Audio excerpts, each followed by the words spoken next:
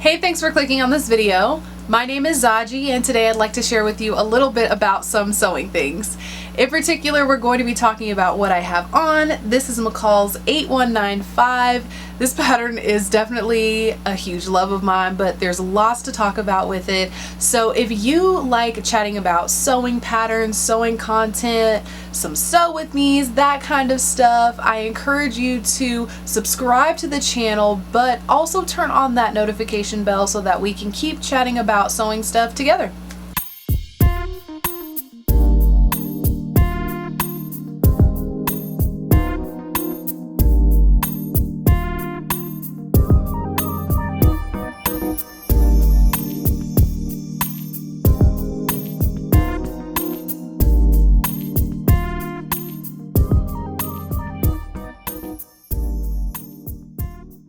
So McCall's 8195. This pattern is one that has huge heart eyes for me. It was one that I've had my eyes on since the summertime. I think that's when I grabbed this pattern from Joann.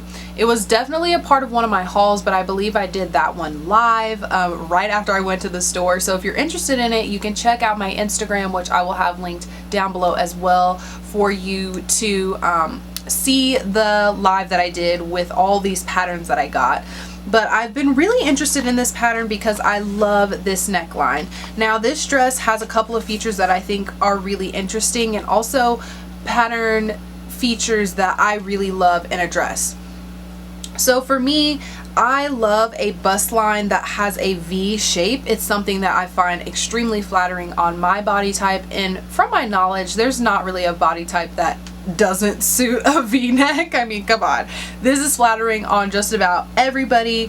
I really also like the fact that this pattern does have bust cups, and I love a really tight waistline that flares into a larger skirt. This skirt is somewhere between I believe a half circle skirt and like maybe 3/4. I'm not quite sure. It does have a little bit of shaping, but not very much. It's more just like from where the waist to the hip goes, you just get a little bit of shaping there, but it is straight out from there. I also really like the sleeve options with this pattern. So as I mentioned, I looked at this pattern during the summertime, and I really thought I was going to do the spaghetti straps for this pattern, and I do see myself doing the spaghetti strap version, but I wanted to do something that would be much more wearable for this time of year because I wanted to wear it without having to do a bunch of layering. So I went with version C sleeves, which are I'm pretty sure supposed to be 3/4 length sleeves, and for me they're just a little bit shorter because I am a taller person. I did not lengthen the sleeves on this pattern.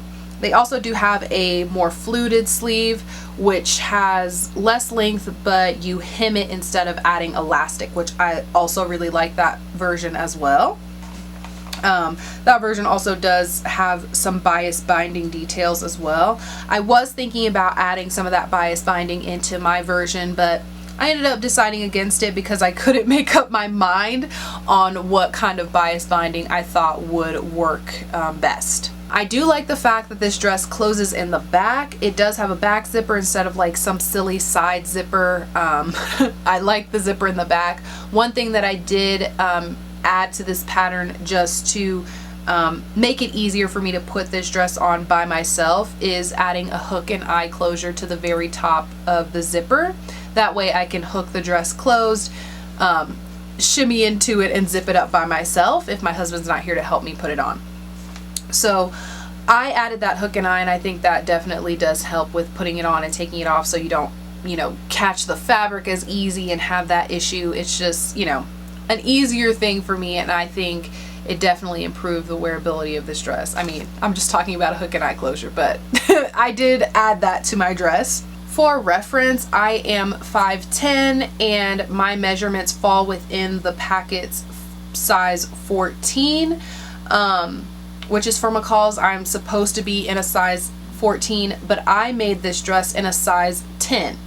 Now that is a pretty steep jump downwards, And this is one of those patterns again that I 100% recommend that you check those finished measurements, most importantly at the bust and waist for deciding for this pattern. Since it doesn't really touch the hips at all, it's not tight around the hips, you want to look at the bust and the waist measurements to decide what size you should cut out of the packet. If you're someone who's in between sizes, in between size brackets within these patterns, because they typically split them kind of down the middle, if you're one of those people that's teetering on either side, I would definitely go for that smaller size bracket, because this dress is meant to be quite fitted, but they give you loads of wearing ease, which is not atypical of McCall's patterns by any means. And we'll talk about the pattern alterations that I made in addition to sizing down quite a bit.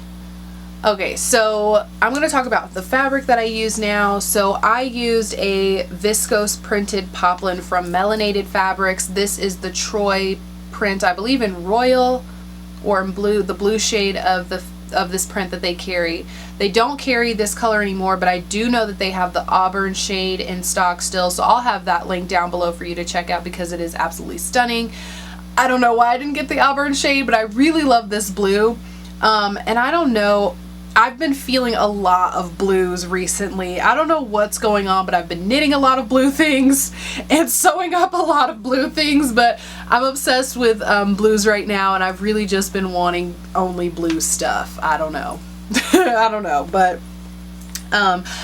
this dress is no exception. I am obsessed with this print. I absolutely love that I get to have these really big sleeves with this gorgeous print on it because it is absolutely my favorite.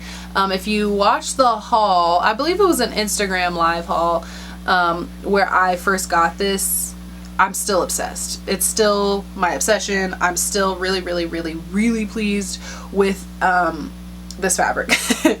I chose to use bias binding that I purchased from the store instead of making my own with this fabric, just because the sleeves are finished with a casing to enclose the elastic, which is how this is staying on my arm. You can kind of pull it to the side, but it's not really meant to be worn like that. But anyways, it does have a casing in here, and I chose to use bias binding to give me just a little bit more stability there.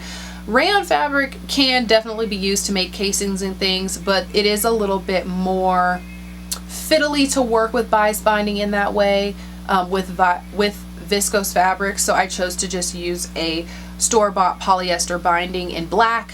So you can see that kind of strip there. But honestly, the bias binding would work really beautiful as a strap, or beautifully for a strap for this dress in general if I were to make version A, which is the one that has like the strappy front, which I do still have my eyes on for summertime. So that's all the basics about this pattern. I'm really going to start getting into some of the adjustments that I want to make that I think will greatly improve the fit of this garment, and also just some changes that I actually have made as well. So I did make my standard adjustments to this pattern like I do for all McCall's patterns. I'm going to say for most McCall's patterns. I added 1.5 inches to the waist panel pieces in the front and in the back, and that was the only adjustment that I had to make because the sleeves I knew were going to be a 3/4 type length, and I didn't want them to be more or less closer to the sample. I mean, it doesn't really matter. It's a big floofy sleeve. If it ends here, if it ends here, or if it ends here, I mean, it's still just, it's not going to be long. It's still going to be 3/4. So I didn't make any adjustments on the sleeve, and I definitely know that if I am to make this pattern again with the longer sleeve version, I will add length to this sleeve. I think it's really beautiful when they're kind of ballooned up, and I like the option of them being able to kind of just sit there and be real floaty. But I would like the option of having the full sleeve and getting full drama all the way to the wrist. So that's one adjustment that I think I will make if I do these longer sleeves again. I don't mind 3/4 length tops at all, but I think that a full-length sleeve would be really awesome. So I want to see what that sleeve would look like with a really long sleeve, one that goes all the way down to my wrist. So I would probably add maybe 5 or 6 inches to this pattern piece to be able to give me the volume I want and the length that I'm looking for as well, and I think that would be really awesome too. Another adjustment that I just kind of noticed is within the bust cut pieces. Now I am someone who is a little, just slightly longer from my shoulders to my bust line. I do have a little bit of extra length, and with patterns like these I really find that sometimes it plays a factor, but it's really hard to know when you have a sleeve that has these elasticated sleeves. You have to just kind of make them and see how everything falls. Now I could probably lengthen the elastic that's within the casing here, which would give me more length for me to be able to have it sit, have my full breast sit in the cup. It's not in there, and I'm not wearing a bra with this dress right now, but if I were to wear a bra, I think it would I'd be able to easily get the dress to just sit onto the bra and it not kind of ride up. But since I honestly probably won't be wearing a bra because of how this pattern is cut. In the front you don't really see it, but in the back you can definitely see my bra straps. So that might be another tweak that I would make to pull in the elastic part of this top so that it does cover my bra straps in the back all the way if I'm wearing a regular bra. I could wear a sticky bra right now, but I'm just in my house. So there's really not a point, but I do know that when I did wear this and I was out, that I would have my bra and it would just be showing in the back, and it just ruins the lines in the back of the dress, which, you know, those things again aren't really critical, but if we're talking about fit and you want something to fit right and exactly, that would be a change that I would definitely make when making this again. I would probably split the cup somewhere around here and add, I don't know, probably about a 1/2 inch or maybe 3/4 of an inch just to give me a little bit more space to be able to, like I said, fit better onto my chest area.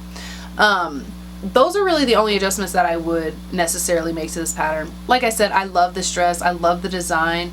I definitely want to make this pattern again, and I know that if I'm going to just get down and nitty gritty into the fitting process, that would definitely be a change that I would want to make.